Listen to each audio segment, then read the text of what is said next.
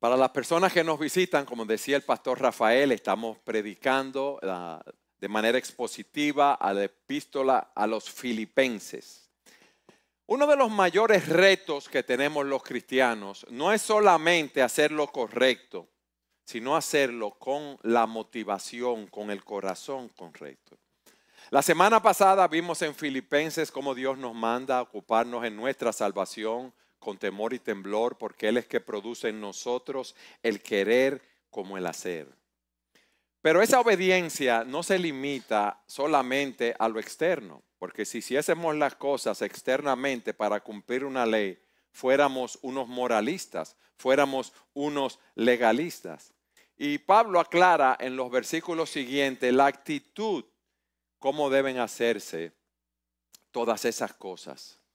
En Filipenses 2, capítulo 14 al 16, que vamos a estudiar, él nos dice que debemos hacerlo sin murmurar y sin discutir tampoco. ¿Por qué? Bueno, porque nosotros podemos obedecer de la manera incorrecta. Tú le puedes dar una orden a tu hijo y decirle siéntate.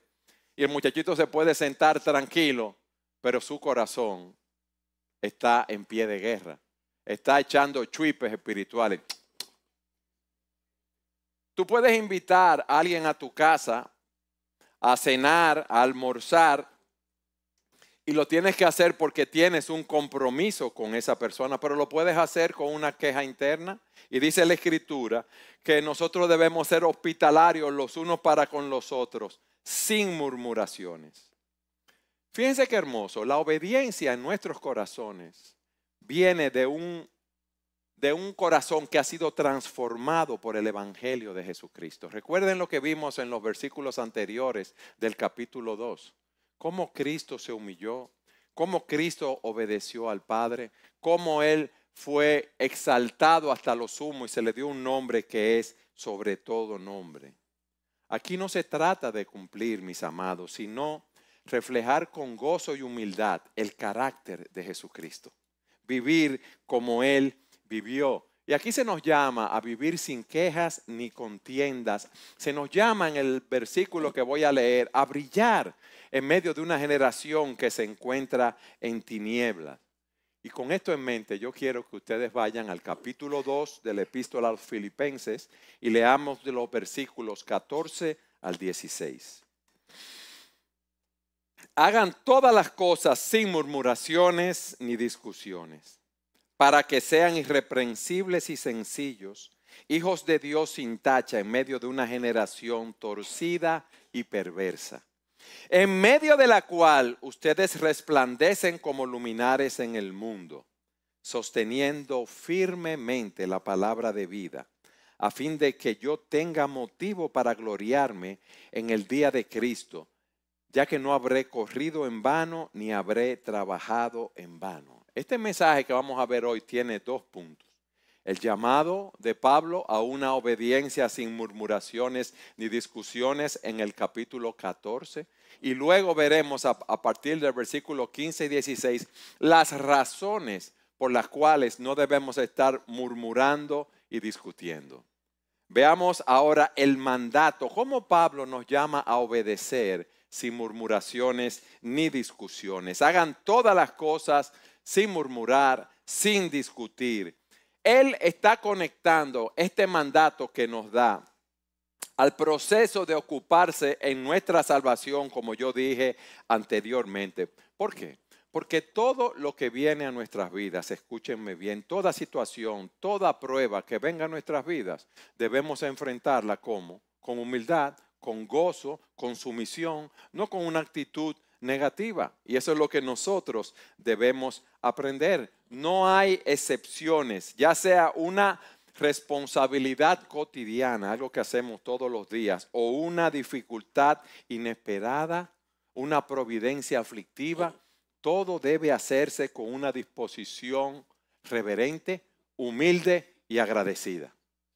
Mis amados, esto es fácil decirlo, pero muy difícil de cumplir. Si la gracia de Dios no opera en nosotros, no podemos cumplir eso. Y lo primero que nos dice es, hagan todas las cosas sin murmuraciones. Y la palabra murmuración que se utiliza aquí en el original, recuerden que el Nuevo Testamento fue escrito en griego, se refiere a una queja interna, a una queja emocional. Y él dice, yo quiero que ustedes lo hagan sin refunfuños, sin quejas, sin chuipes, que no estén emitiendo voces confusas, palabras mal articuladas, hablando con usted mismo, hablando entre dientes, murmurando con otras personas. ¿Por qué? Porque la murmuración revela egoísmo, insatisfacción. Porque cuando no entendemos lo que Dios está haciendo en nuestras vidas, ¿qué es lo primero que nosotros hacemos? Nos quejamos en contra de Dios y eso es lo que Él está evitando. Fíjense algo. Cuando nosotros estudiamos la Biblia para predicar aquí cada domingo, eso es un proceso largo que toma horas.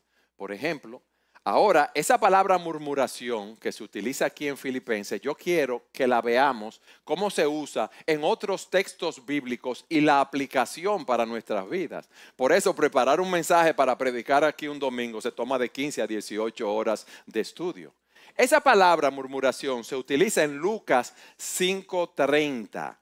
Los fariseos y sus escribas, dice aquí, murmuraban contra los discípulos de Jesús diciendo, ¿por qué comen y beben con los recaudadores de impuestos y con los pecadores? Ellos estaban murmurando porque Cristo y sus discípulos se estaban relacionando con personas que ellos despreciaban social y religiosamente y ese corazón revelaba una actitud orgullosa y autosuficiente. Ellos estaban rechazando esa gracia de Dios, esa misericordia que Cristo estaba ofreciendo a los pecadores y a los marginados. Es fuerte eso, ¿verdad? Pero muchas veces nosotros actuamos como los fariseos. Nosotros muchas veces murmuramos cuando vemos la gracia de Dios en la vida de otra persona. Hay personas recién convertidas que están luchando con pecados de su pasado, secuencia del alcoholismo, de adicciones, de una vida promiscua. Y luchan y caen, y luchan y caen. Y muchas veces nosotros criticamos a esos hermanos. ¿Qué es lo que le pasa a esta persona? ¿Será que no es un creyente? Hay personas que vienen a la iglesia con un trasfondo, vidas rotas, con escándalos. Y quizás tú y yo pensamos que esas personas no merecen el evangelio como estaban viendo los fariseos. ¿Cómo sería tratado aquí un ex convicto que haya asesinado a varias personas, que haya salido en libertad y se congrega en la iglesia? ¿Cómo nosotros veríamos a una persona que fue acusada de vender droga, de ser un capo, de ser un narco, que estuvo preso, que ya cumplió su condena, se convierte al Señor y viene aquí a la iglesia? Quizás si se sienta ahí adelante le dejamos el claro. O imagínense que venga una persona llena de tatuajes de arriba a abajo. O uno de esos músicos urbanos que son tan famosos, que tienen una personalidad muy particulares, que vengan aquí. O personas que han tenido historia de adicciones. Quizás usted no deja que se le siente al lado pensando que le va a quitar la cartera. O una mujer que ha tenido una vida inmoral. O muchos abortos conocidos públicamente. Miren algo, amados. La iglesia no es un museo de santos. La iglesia es un hospital para pecadores. Y siempre debemos recordar que todos nosotros somos pecadores delante de Dios. Y que si estamos aquí hoy es por la gracia de Dios en nuestras vidas. No por ningún mérito o ninguna buena obra que hayamos hecho.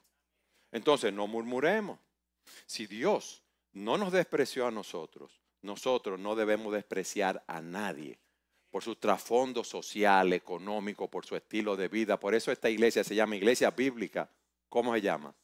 Sola gracia, porque nosotros queremos ver todo tipo de personas transformadas por la gracia de Dios. Pero otro lugar donde se utiliza esta palabra murmurar es cuando el Señor llama a varios obreros a trabajar en la viña. Los llama a diferentes horas del día y cuadra con ellos un precio. El que llegó a las 8 de la mañana, él cuadró un precio, un denario, con otro un denario. El que llegó a las 4 de la tarde, un denario, y acabaron de trabajar a las 5 de la tarde. ¿Y qué pasó? Que los que llegaron temprano estaban murmurando contra el hacendado. Pero el hacendado hizo algo malo. No le estaba dando lo justo a ellos. pero ellos estaban murmurando por envidia y comparación, esos obreros de la viña. Ahí no hubo una injusticia real. Ellos se estaban comparando con los demás. Pero debemos entender que Dios es soberano en su gracia y es que Él da a cada uno conforme a su voluntad. Y te da a ti conforme a su voluntad, no conforme a tus expectativas, no conforme a lo que tú estás esperando. Y cuando yo murmuro, yo estoy murmurando en contra de la generosidad de Dios porque estoy diciendo, yo merezco más. Yo merezco más de lo que tú me has dado. Cuando vemos que Dios bendice a otra persona de una manera que no esperábamos, cuando bendice económicamente a otra persona y tú apenas puedes cubrir tus necesidades, tú ves a otro que quizás tiene menos capacidad que tú o menos responsabilidad que tú y él está prosperando económicamente y tú no tienes ni para pagar el alquiler y te van a sacar de la casa. Cuando una pareja queda embarazada fácilmente y otros llevan años esperando para quedar embarazado para tener un hijo. Cuando otro creyente es promovido. Cuando tú ves otros cristianos creciendo rápidamente en su fe. Ustedes ven, muchas veces nuestra murmuración no nace de una injusticia real. No nace, fíjense, de una injusticia real, sino que no reconocemos lo que Dios nos ha dado en un momento dado. No queremos aceptar con gratitud una situación específica. Y al compararnos con otros, ¿qué pasa? Nos llenamos de resentimiento, perdemos el gozo. Se nos olvida que Dios da a cada persona conforme a su gracia y a su misericordia infinita y que yo debo aceptar los tratos de Dios para conmigo. Ustedes ven lo bueno de estudiar la palabra de Dios y cómo esa palabra murmurar usada en diferentes contextos nos enseña diferentes principios. El pueblo de Israel se quejó continuamente. Cuando estaba en Egipto y eran esclavos, querían ser libres. Cuando salen en libertad, se quejan porque la vida en el desierto era muy difícil. Cuando estaban en el desierto, se recuerdan las carnes y los melones que comían en Egipto. Solo recuerdan algunas cosas buenas, pero no recuerdan todo lo malo que pasaban y esa esclavitud. Dios le da el maná y le dice, ¿qué es esto? Señores, le cae comida del cielo. Y eran tan duros, tan difíciles, que no los reconoce. Un pueblo murmurador, quejumbroso, quejoso. ¿Y qué hace Dios con ese pueblo? Muchos de ellos no pudieron, o la mayoría, entrar en la tierra prometida. Y por eso nosotros, cuando nos quejamos en ese sentido, estamos mostrando que tenemos un corazón que no confía plenamente en el carácter de Dios. Dios, tú no eres bueno que mandaste esto a mi vida. Dios, eso no puede ser así. Tú no puedes ordenar las circunstancias de una manera que me perjudique a mí. Hermanos, y aunque nosotros no vivimos en el desierto como los israelitas, muchas veces nos quejamos. Hermano, ¿cuántas veces tú te has quejado los que trabajan en el trabajo? ¿O has escuchado quejas por el salario, por los jefes, por las tareas que asignan? Cuando tenemos un empleo estable, entonces queremos tener otro empleo. O en la familia, nos quejamos por las actitudes de nuestros cónyuges, las actitudes de nuestros hijos. Nos quejamos porque tenemos salud, porque no tenemos salud o la salud que queremos. Tenemos una salud buena, pero queremos una salud mejor. Nos quejamos en el sentido espiritual. Le hemos pedido algo a Dios y Dios no nos lo ha concedido. Ustedes ven, la murmuración no nace por falta de bendiciones. La murmuración nace de un corazón que no descansa plenamente en la soberanía, la sabiduría y el amor de Dios. Y dice un autor lo siguiente: las quejas son síntoma claro de un problema espiritual profundamente asentado en la vida de los cristianos. El quejarse es síntoma de estar fuera de contacto con el poder de Dios. Y aquí Eso es lo que Pablo le está diciendo a los filipenses. Hagan todo sin murmuraciones. Y luego dice, ni discusiones. Y la palabra aquí que se utiliza es la palabra debate. La persona que está con razonamientos internos, con pensamientos que piensa en el corazón, que está con dudas, que está con argumentos, que está con cuestionamientos, que desafía lo que Dios ha dicho. Oigan, ¿cuál es el punto? Lo que Dios dice, yo lo estoy desafiando. Dios dice eso, pero yo creo que de tal manera es mejor. Fíjense la diferencia. La murmuración es algo emocional. La discusión, el debate es algo más racional, más crítico, pero ambos nacen de un corazón que resiste la voluntad de Dios. Imagínense, usted tiene un vehículo. Viene un manual con ese vehículo, usted es mecánico y le explica paso a paso cómo armar el motor del vehículo. Pero usted lo quiere armar como usted quiera, como a usted le parece. Y poner la computadora en el lugar que a usted le parece y el motor quiere ponerlo atrás porque usted tenía un carro que el motor iba atrás. ¿Usted cree que ese vehículo va a funcionar? No, usted no está siguiendo el manual. Lo mismo nos pasa a nosotros, porque el manual de nosotros es la palabra de Dios. Y esas contiendas intelectuales, eso es lo que revelan una falta de confianza en Dios. Por ejemplo, en Romanos 14:1, Pablo dice, reciban al que es débil en la fe, pero no para juzgar sus opiniones. O sea, no entren en debates innecesarios con una persona que es un nuevo creyente, que no ha sido afianzado en su fe. Y ese ejemplo, ¿cómo lo vemos ahora? El hermano que discute todo lo que dicen en la iglesia. ¿Y por qué cambiaron el horario del culto? ¿Y por qué en la iglesia hay una escuela dominical? ¿Y quién decidió el tema que se va a predicar? ¿Y quién decidió que predicara tal o cual hermano? Yo no estoy de acuerdo con esa forma de hacer las cosas, pero hay una autoridad donde tú estás, en todo lugar.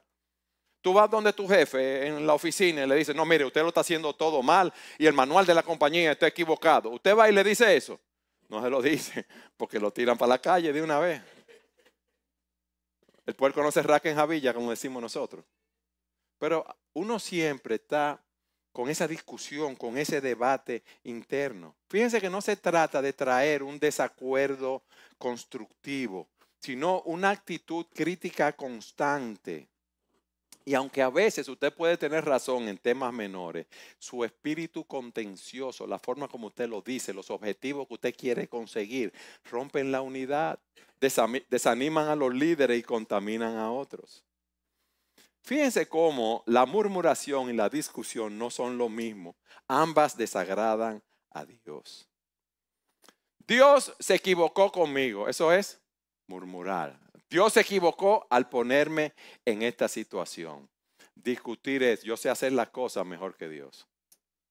Esas son las dos diferencias. Y Pablo, que sufrió mucho, el apóstol Pablo que escribió esta epístola, estaba preso en ese momento. ¿Y qué dice Pablo? Yo he aprendido a contentarme cualquiera que sea mi situación. A Elí le dijeron al sacerdote que iba a venir una tragedia en su familia, que sus hijos iban a morir. ¿Y qué dijo Elí? El Señor haga Él conmigo como bien le pareciere.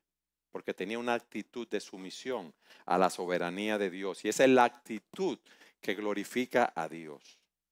Fíjense cómo el quejarse, el discutir, son señales de un corazón que no descansa en la soberanía y sabiduría de Dios. Ahora la pregunta es esta, para nosotros continuar.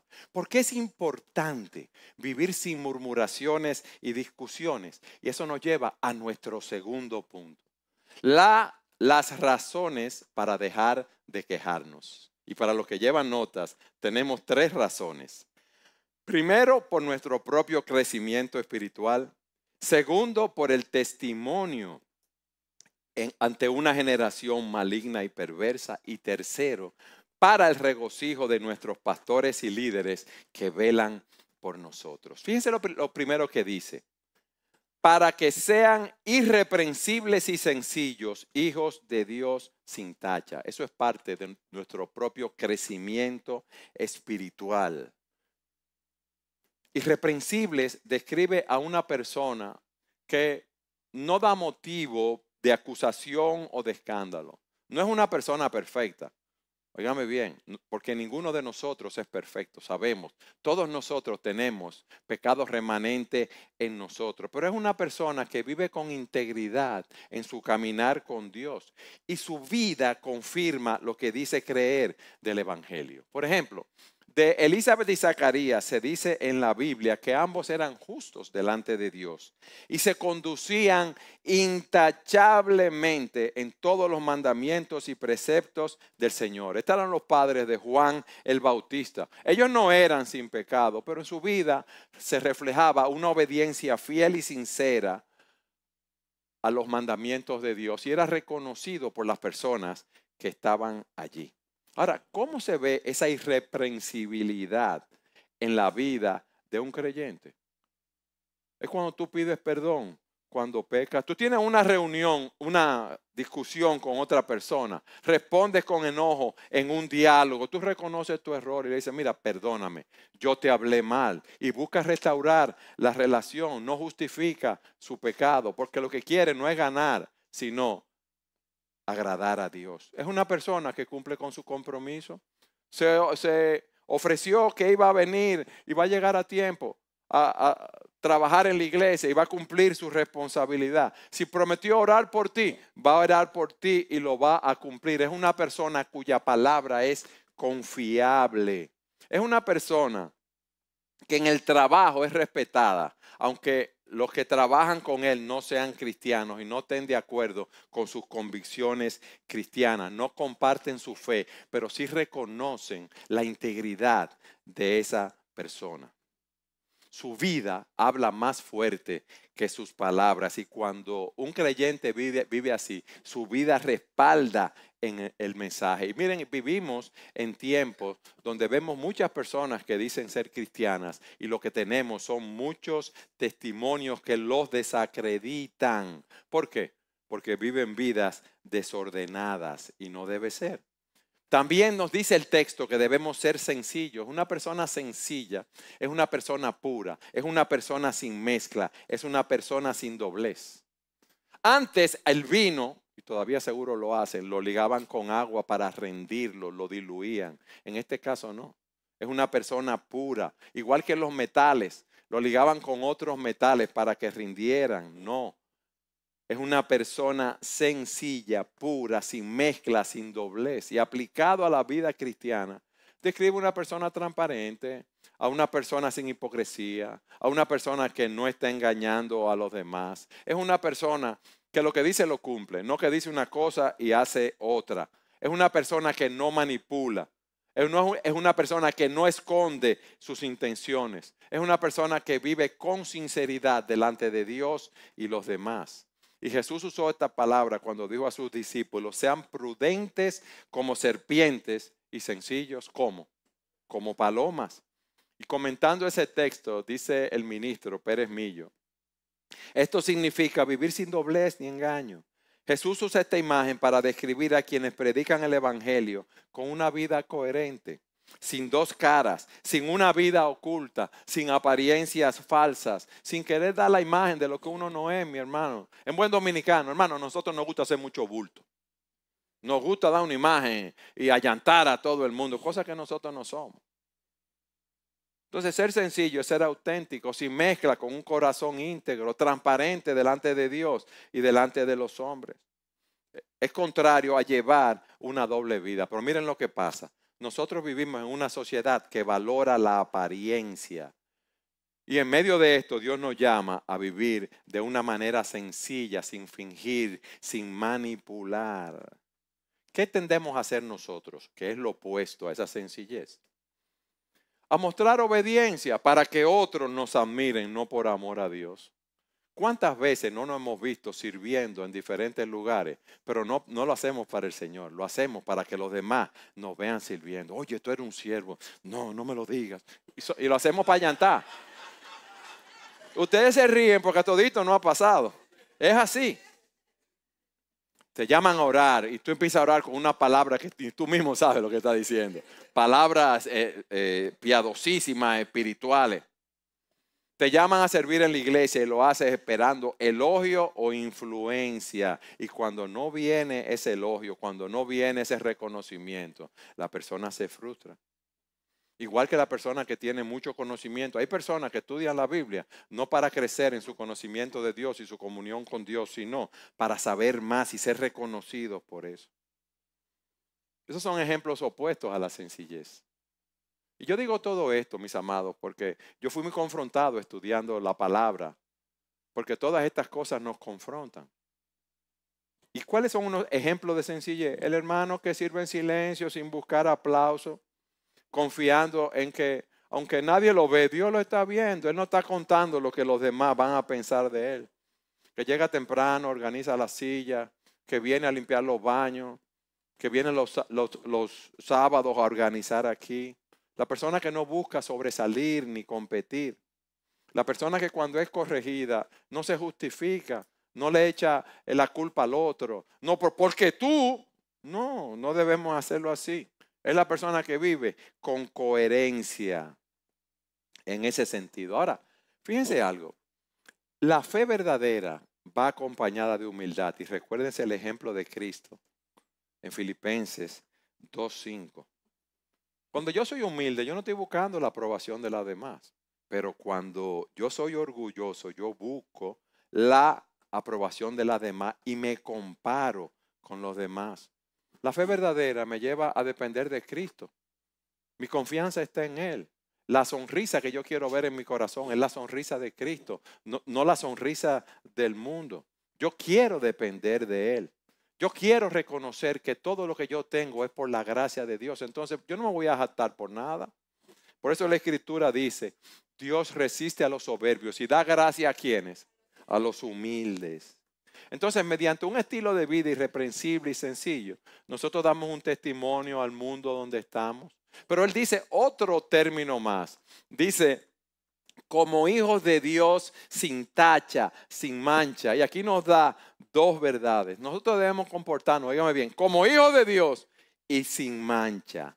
Aquí hay dos cosas. Nuestra identidad espiritual, somos hijos adoptivos de Dios, adoptados por Dios. Y se nos dice sin mancha, que es lo que hemos venido viendo, ese carácter santo que debe marcar nuestras vidas. Cuando dice como hijos, que lo que está diciendo es que nosotros hemos sido engendrados por Dios. Dios es que nos ha dado la vida eterna. Nosotros no hicimos nada para ganarnos esa vida eterna.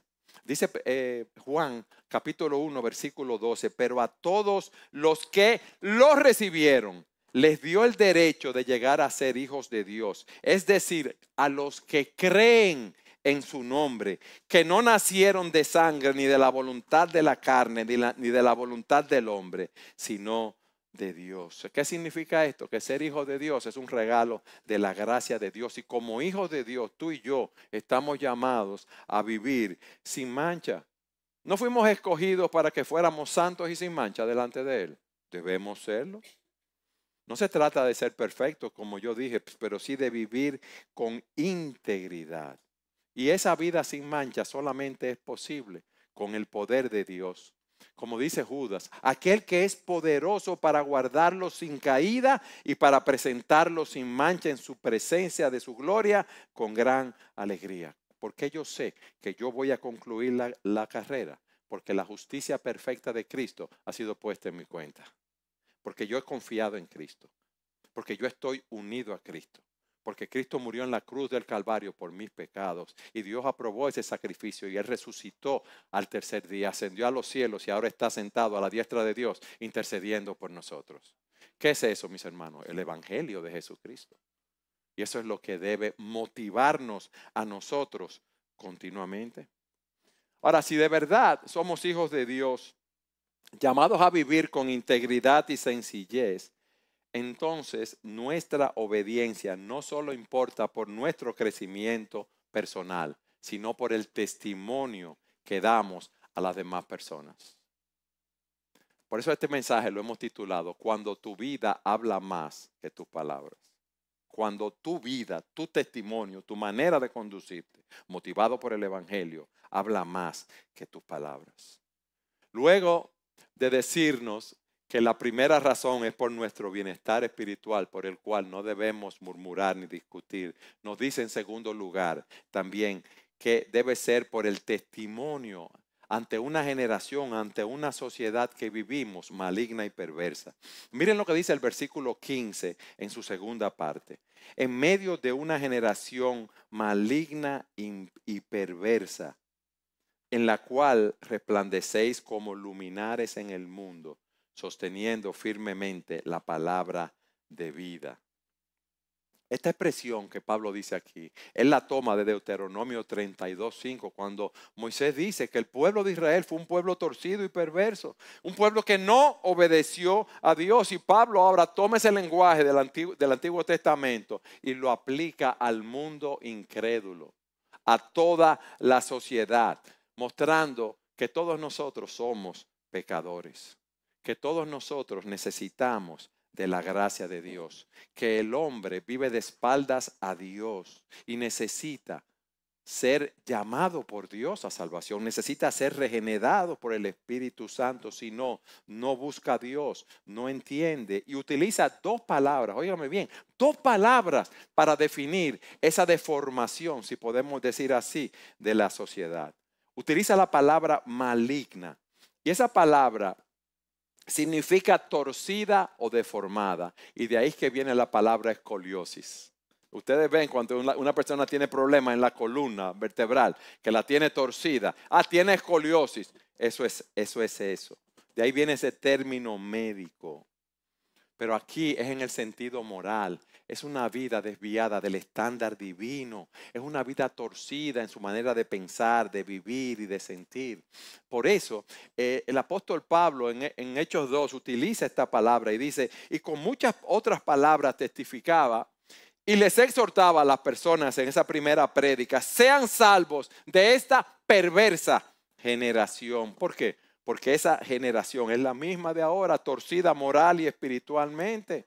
Y hay un llamado urgente que deben escapar de ese mundo que está deformado por el pecado, de ese mundo que se opone a Dios. La solución no es adaptarse a este mundo, sino predicar el evangelio para que este mundo sea rescatado. Porque este es un mundo maligno y perverso. Y esa palabra perverso que se utiliza aquí significa corrompido activamente. Es una sociedad que le está dando la vuelta a lo que es recto, que está trastornando la verdad. Pero no solamente es una resistencia, es un plan consciente en contra de la verdad de Dios. Por eso en Mateo 17:17 Jesús dice, oh generación incrédula y perversa, ¿hasta cuándo estaré con ustedes? ¿Hasta cuándo los tendré que soportar? Eso fue cuando le llevaron un niño que estaba endemoniado. Pero aquí se revela esa oposición que había, esa distorsión continua de los rectos. Mis hermanos, es más que ignorancia, es una actitud enfurecida, es una actitud de odio en contra de la voluntad de Dios. Entonces, mira cuál es la enseñanza aquí. El mundo que nos rodea no es neutral. El mundo que nos rodea está torcido y pervertido en su forma de ver el sexo, en su forma de ver el matrimonio, en su forma de ver la familia, en su forma de aplicar la justicia, en su forma de aplicar la autoridad, en buscar el propósito de la vida, en lo que es la verdadera felicidad. Y tú y yo, en medio de ese mundo maligno y perverso, estamos llamados, como vamos a ver, a resplandecer como luminares. Mis amados, en ese mundo oscuro de tantos problemas, nuestro testimonio debe brillar cada día más. Y Pablo nos dice que en medio de esa generación, los creyentes debemos resplandecer como luminares en el mundo. Y es la idea de las estrellas resplandeciendo en el cielo. ¿Las estrellas tienen luz propia? No, reflejan la luz del sol. Reflejan otra luz que no es de ellos. Así somos nosotros. ¿Qué reflejamos nosotros? Reflejamos la luz de Cristo en nuestras vidas. Y cuando hay mucha oscuridad y usted ve una lucecita, esa lucecita pequeña en medio de esa oscuridad, destaca mucho. Usted está en una habitación oscura, que usted está buscando un rayito de luz. Y cuando lo ve, ese rayito de luz destaca mucho. Así debe ser. Pablo nos está diciendo, ustedes los creyentes deben ser visibles, deben ser firmes, deben ser limpios, deben ser confiables, aunque todas las personas a su alrededor vivan de una manera contraria a lo que enseña la palabra de Dios. ¿Y cómo debemos hacerlo? Sosteniendo firmemente la palabra de vida. ¿Y cuál es esa palabra de vida? Lo que yo creo, lo que dicen los gurús de la sociedad actuales, no. La palabra de vida es el evangelio. El mensaje de Jesucristo que tiene poder para salvarnos, transformarnos, darnos vida eterna. Y ustedes son un ejemplo de eso aquí. De la obra de Dios en nuestras vidas. No es solamente una enseñanza, es la verdad de Dios que el mundo necesita escuchar. ¿Por qué? Porque este mundo está en tinieblas. Miren, el Señor dijo, las palabras que yo les he hablado son espíritu y son vida. Él está diciendo que su enseñanza no es solamente de conocimiento humano, sino que transmite la vida espiritual, la vida verdadera, la vida eterna, la vida que nos salva de la condenación, mis hermanos. El Señor le dice a los discípulos, si quieren irse, váyanse. Y Pedro le dice, Señor, ¿a quién iremos? Tú tienes palabra de vida eterna. Solo tú tienes ese mensaje que conduce a la vida eterna. Señor, solo tú tienes el mensaje de la verdad que es exclusiva. Solo tú tienes el mensaje de esa verdad que transforma. Por eso Pedro dice, pues han nacido de nuevo, no de una simiente corruptible, sino de una que es incorruptible, es decir, mediante la palabra de Dios que vive y permanece. Ese nuevo nacimiento es por medio de esa palabra viva que no cambia ni se desgasta.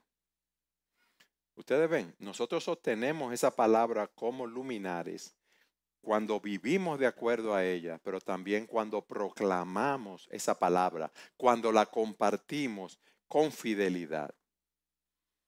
La pregunta es esta. ¿Qué dicen nuestras vidas de lo que nosotros creemos? No, pues tú sabes que yo estoy en mi trabajo y yo trato de dar un buen testimonio. Y yo tengo 15 años en el trabajo y nadie sabe que yo soy cristiano. Oye, está raro. Porque si alguien ve tu testimonio van a decir, ay, mira qué bien se porta, qué moralista es esa persona, cumple con su trabajo. Pero lo que salva es la proclamación de ese glorioso evangelio de Jesucristo. Ustedes ven cómo Pablo nos manda a vivir en santidad, sin murmuración, sin discusión, siendo irreprensible, siendo sincero, brillando en medio de un mundo torcido. Pero todo esto no tendrá un impacto más fuerte si no sostenemos con firmeza la palabra de vida. Cuidado si tú estás dando el testimonio de una persona moral. Qué bueno, pero predica el evangelio. Guía a otros a Cristo. No hemos sido llamados solamente a vivir la palabra, sino a proclamar esa palabra. Mis hermanos, no importa lo que pase, nosotros tenemos un mensaje de vida eterna, de salvación. Miles de personas, millones pueden morir diariamente y van camino a una condenación eterna. Y nosotros tenemos ese mensaje de vida eterna. No podemos esconderlo, no podemos callarlo, no podemos adulterarlo, no podemos suavizarlo para agradar a otras personas. Pablo le dice a los corintios lo siguiente: más bien, hemos renunciado a lo oculto y a lo vergonzoso, no andando con astucia ni adulterando la palabra de Dios. Nosotros no andamos con astucia. Nosotros no andamos adulterando la palabra de Dios, sino que mediante la manifestación de la verdad nos recomendamos a la conciencia de todo hombre en la presencia de Dios. Un ministerio fiel no es el que suaviza la palabra de Dios, no es el que trata de congraciarse con todo el mundo, no es el que modifica el mensaje, sino el que presenta ese mensaje como es la verdad de Dios para la salvación de los pecadores. La buena nueva de salvación, el evangelio. Y eso es parte de nuestro testimonio. Y ese mensaje debe seguir siendo predicado. Pero Pablo nos da una tercera y última razón. ¿Por qué debemos hacerlo todo sin murmuraciones y discusiones, siendo irreprensibles, sencillo, en medio de un mundo en el medio de este mundo sin mancha como hijos de Dios. Dice él en el versículo 16, en la última parte, para que en el día de Cristo yo pueda gloriarme de que no he corrido en vano, ni en vano he trabajado. ¿Ustedes saben para qué? Para el regocijo de sus pastores y líderes que les han enseñado la palabra de Dios y están velando por ustedes. Esa es la tercera razón que da Pablo. Él no quería que las personas se comportaran bien para evitar problemas, sino porque nosotros como pastores y líderes, mis amados, tenemos un compromiso delante de Dios de presentarlos fieles, puros, delante de Cristo. Y por eso es que nosotros nos desgastamos. Por eso es que estamos atentos a los hermanos. Por eso cuando alguien tiene algún problema, alguna aflicción, nosotros tratamos de estar presentes. Por eso cuando alguien está caminando de una manera desobediente, también tratamos de estar presentes y que entre al camino. El gozo de Pablo no se centraba en sus logros personales, sino ver a sus discípulos caminando fielmente y dando fruto para la gloria de Dios. Y Pablo dice, yo quiero tener esa alegría en el día final de ver que todo mi esfuerzo, lo estoy transcribiendo yo con mis palabras, pastoral en ustedes, no fue en vano. Hermanos, su testimonio afecta directamente el gozo, la carga y la recompensa de sus pastores y de sus líderes. Cada lunes en la reunión de pastores, ustedes lo saben, nosotros tomamos 10 nombres de hermanos de la iglesia para saber cómo están espiritualmente. O sea, nos comentamos unos a otros lo que sabemos de esos hermanos porque le hemos dado seguimiento, oramos por diferentes situaciones y así nos mantenemos tratando de velar. ¿Por qué? Porque queremos que en el día de Cristo, que no va a ser un tiempo de juicio para condenación, sino en ese día cuando todos comparezcamos ante el tribunal de Cristo, cada uno sea recompensado, como dice la palabra, por sus hechos, estando en el cuerpo, de acuerdo a lo que hizo, sea bueno y sea malo. Nosotros vamos a comparecer. Nosotros vamos a recibir recompensa, aunque esas recompensas las arrojemos a los pies de Cristo. Y es lo que Pablo está diciendo. Yo quiero que ese día el Señor se agrade con todos ustedes, mis hermanos. Y eso es lo que nosotros queremos, que el Señor se agrade con cada uno de ustedes en ese día. Ese va a ser un día de gozo para todos los que sirvieron a Cristo con sinceridad, con constancia.